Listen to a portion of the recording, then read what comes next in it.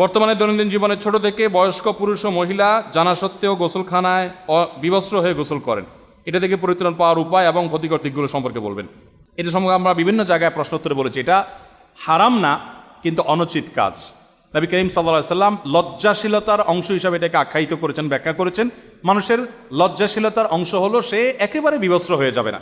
যদিও বাথরুমের আপনার বদ্ধ ঘরে সে একা আছে, সেখানে বিবস্ত্র হয়ে গেলে তার কবিরা গুনাহ হবে না, কারণ সতরটা কেউ দেখছে না। তারপর এটা অনুত্তম কাজ, ভালো কাজ না।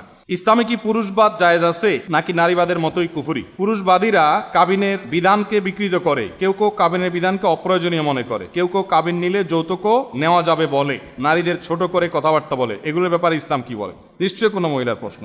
দেখেন, পুরুষবাদী আর নারীবাদী বলতে ইসলামে কিছুই নেই। যদি পুরুষবাদী বলতে কিছু থাকে, নারীবাদী কিছু বলতে থাকে, তাহলে এই দুইটাই বাহতাবাজি।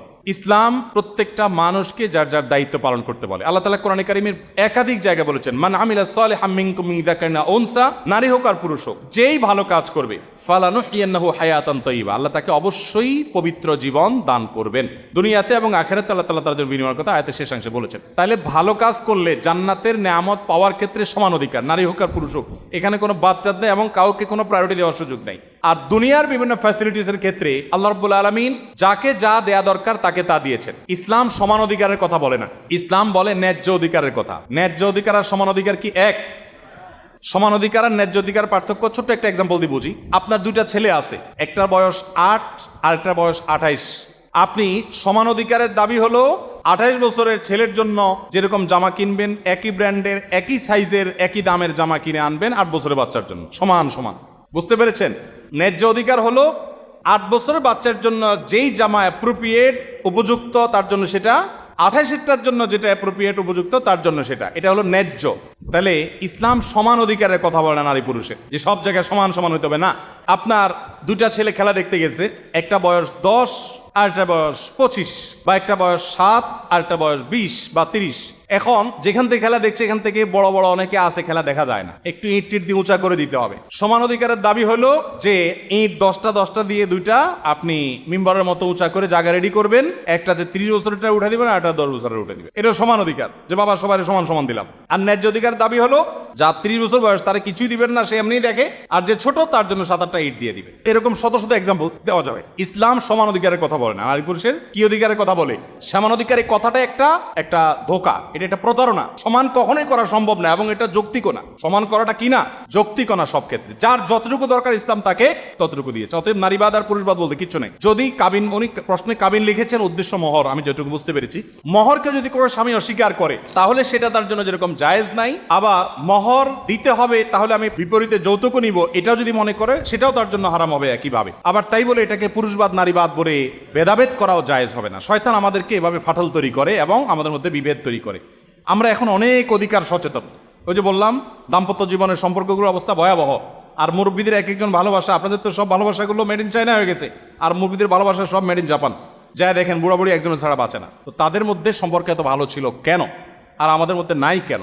এই দুইয়ের মধ্যে কি ছিল আর কি নাই, এই জিনিসটা আমরা কম্পেয়ার করলে ইনশাল্লাহ অনেক প্রশ্ন উত্তর পেয়ে যাবো। এই জন্য আমরা কর্তব্য সচেতন হই অধিকার সচেতন হওয়ার আগে। বিভিন্ন ঔষধ কোম্পানির ভিজিট, যেমন ঔষধের স্যাম্পল এবং গিফট সামগ্রী নেওয়া এবং পরবর্তীতে এই ভিজিটে ব্যবহার বা বিক্রি সম্পর্কে আপনার মূল্যবান জানালে উপকৃত হবে। ওষুধ কোম্পানি দেওয়া গিফটের কথা সম্ভবত বলেছেন। যাই হোক, ওষুধ কোম্পানি যে গিফটগুলো দিয়ে থাকেন ডাক্তারদেরকে, আমরা এর আগে বলেছি এগুলো গ্রহণ করা ডাক্তার সাহেবদের জন্য জায়েজ নাই। এটা জায়েজ হবে শুধুমাত্র তখন যখন সেই স্যাম্পলটা দেওয়া হয়েছে ডাক্তার সাহেবকে ধারণা দেওয়ার জন্য, যে স্যার এটা আমাদের নতুন মেডিসিনে আসছে, এই সম্পর্কে আপনি ধারণা নেন, উনি এক্সপেরিমেন্ট করলেন, উনি এই সম্পর্কে জানলেন, সেই হিসাবে দেওয়া হলো, এই গিফট জায়েজ। কিন্তু উৎকোচ গিফটের নামে যে উৎকোচ দেওয়া হয় এটা জায়েজ নাই। এবং সেটার বিনিময়ে যে প্রেসক্রিপশন লেখা হয় যে এই মেডিসিন আমি প্রেসক্রিপশন করবো, সেজন্য তার বিনিময়ে আমি এটা নেব, এটা জায়েজ নাই। এবং এই না জায়েজ কাজটা বেশিরভাগ ডাক্তার সাহেবরা করেন আল্লাহর ভয় না থাকার কারণে। কেন না জায়েজ এটা নিয়ে ডিটেল আমরা আলাপ করেছি। একজন রোগী যদি 500 টাকা ভিজিট দিয়ে কোনো ডাক্তারের সাক্ষাৎ নেন, তার মানে ডাক্তারের কর্তব্য হয় 1 মিনিট সময় দেন আর 5 মিনিট সময় দেন, এই সময়ের মধ্যে রোগীর জন্য যা ভালো সেটা তিনি লিখতে বাধ্য। এটা তিনি সার্ভিস ফি নিয়েছেন, এখন সার্ভিস তিনি দিবেন। এখন তিনি সেই কাজটা করছেন এবং মাঝখান থেকে আরেকজনের কাছ থেকে বেনিফিট নিচ্ছেন। ব্যাপারটা কেমন হয়ে গেল? আপনি একটা অফিসে চাকরি করছেন, চাকরির ডিউটি চলাকালীন সময় তলে তলে আরেকজনের চাকরিও করছেন। ব্যাপারটা এরকম হয়ে গেল। আপনি ওষুধ কোম্পানির যদি দায়িত্ব পালন করে থাকেন, ভেরি গুড, তাহলে আপনি কোনো ফিটি নিয়েন না। আপনি বলেন আমি অমুক ওষুধ কোম্পানির পক্ষ থেকে আমি তোমাদের প্রেসক্রিপশন লিখে দিব ফ্রি, ওকে, আপনি সেটা করেন। আপনি একই সময়ে দুইজন থেকে দুই দিক থেকে টাকা নিতে পারেন না, এবং এটার কারণে রোগী ক্ষতিগ্রস্ত হয়। এটার কারণে রোগী ক্ষতিগ্রস্ত হয়, কারণ নিরুপায় হয়ে তখন ঔষধের দাম বেড়ে যায়, চিকিৎসা সেবা অনেক ব্যয়বহুল হয়ে যায় এবং অনেক সমস্যা তৈরি হয়, সেগুলো আমরা সবাই কম বেশি জানি। এবং আমি আগেই বলেছি, হারাম টাকা অনেক দরকার নাই ভাই। হালাল টাকা যদি বরকতময় হয় সেটা অল্প হলেও আমার জন্য যথেষ্ট। আল্লাহ তাআলা আমাদেরকে মানার তৌফিক দান করুন। আমার সহপাঠী অনেকেই দেখি জুনিয়রদের দিয়ে তাদের অনিচ্ছা সত্ত্বেও ব্যবহারিক খাতা কমপ্লিট করায়, এটা কি জায়েজ হবে? আপনাদের এখানে মনে হয় ব্যাপকভাবে হয়, বোঝা গেছে। হাসি দেখে অন্তত অনুমান করছি আমি। দেখেন, র্যাগিং যে হয়, আমি এটাকে র্যাগিং বলছি না, এমনি জেনারেল কথা বলছি। এই যে কলেজ বিশ্ববিদ্যালয়ের ছাত্ররা ডিপ্রেশনে চলে যায় এবং মন ভেঙে যায়, এগুলোর অনেক কারণের ভিতরে একটা হলো র্যাগিংও। যে বড় ভাইদের কাছ থেকে তাদের যে প্রত্যাশা থাকে তারা পায় উল্টাটা সম্পূর্ণ।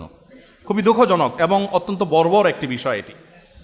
জুনিয়র ছাত্রদেরকে তাদেরকে অভিজ্ঞ করার প্রয়োজনে তারা যদি নিজেরা বলে যে ভাই, বড় ভাই আমাকে একটু এক্সপিরিয়েন্সের জন্য আপনি হেল্প করেন, তো তাকে কিছু কাজ দিলেন, আসলেই তার হেল্প করার উদ্দেশ্য। আপনার হয়তো পারপাস সার্ভ হচ্ছে, কিন্তু তার অভিজ্ঞতা অর্জন হচ্ছে, সে জানছে, সেও উইলিংলি এটা করতে চাচ্ছে, যে তারও লাভ হচ্ছে, এটা গুড, এটা হতে পারে। কিন্তু যেহেতু জুনিয়র পরে আসছো, অতএব আমার কাপড় চোপড় ধো, আমার জুতা ধো, আমার থালা বাসন ধুয়ে দাও, আমার খানা গোছায় দাও, আমার সিঙ্গাড়া এনে দাও, আমার এই করো সেই করো, এইরকম টর্চার অনেক কলেজ বিশ্ববিদ্যালয়, অনেক শিক্ষা প্রতিষ্ঠানে হচ্ছে। এটা যে অবিচার সেটা বোঝার জন্য কোনো পণ্ডিত হওয়ার দরকার নাই, কমন সেন্সই যথেষ্ট। আমি কি বোঝাতে পারছি?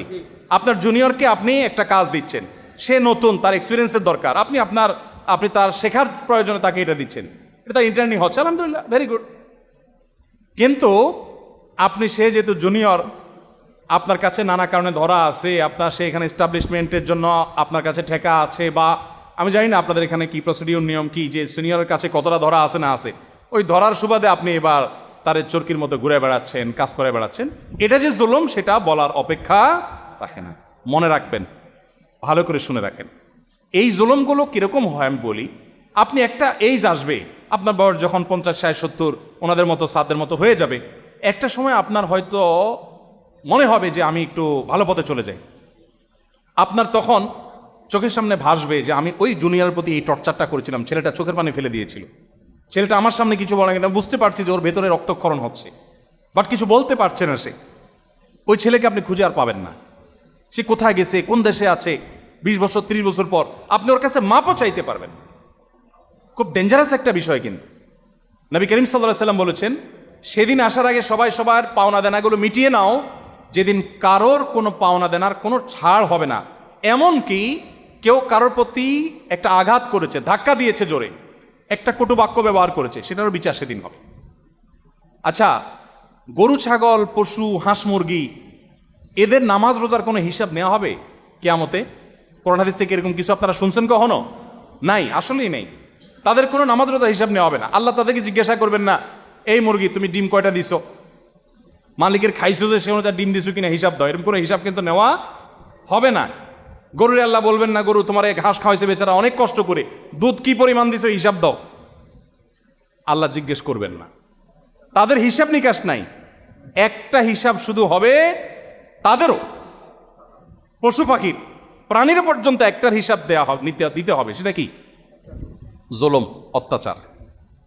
অত্যাচার যদি করে থাকে, নবী করিম সাল্লাল্লাহু আলাইহি ওয়াসাল্লাম বলেছেন, একটা শিঙালা পশু শিং ছাড়াটাকে গুতা মারছে, আহত করছে, কিয়ামতের ময়দানে এদের উভয়কে আল্লাহ তাআলা আবার জীবিত করবেন মাটি থেকে, এবং জীবিত করার পর যে আহত হয়েছে তাকে আল্লাহ তাআলা শিং দিবেন, দিয়ে বলবেন যাও তুমি প্রতিশোধ নাও। সমান্তরালভাবে প্রতিশোধ নেওয়া হয়ে গেছে, বিচার হয়ে গেছে, এবার বলবেন তোমরা মাটি হয়ে যাও, আবার তারা মাটির সাথে মিশে যাবে। একটু চিন্তা করুন, জুলুম এবং অবিচার এমন একটা অপরাধ যে পশু পাখিদের ক্ষেত্রেও ছাড় দেওয়া হচ্ছে না। মানুষ তো কল্পনাই করতে পারে না। আল্লাহ তাআলা বলেছেন, ইন্নী হারামতু যুলমা আলা নাফসি।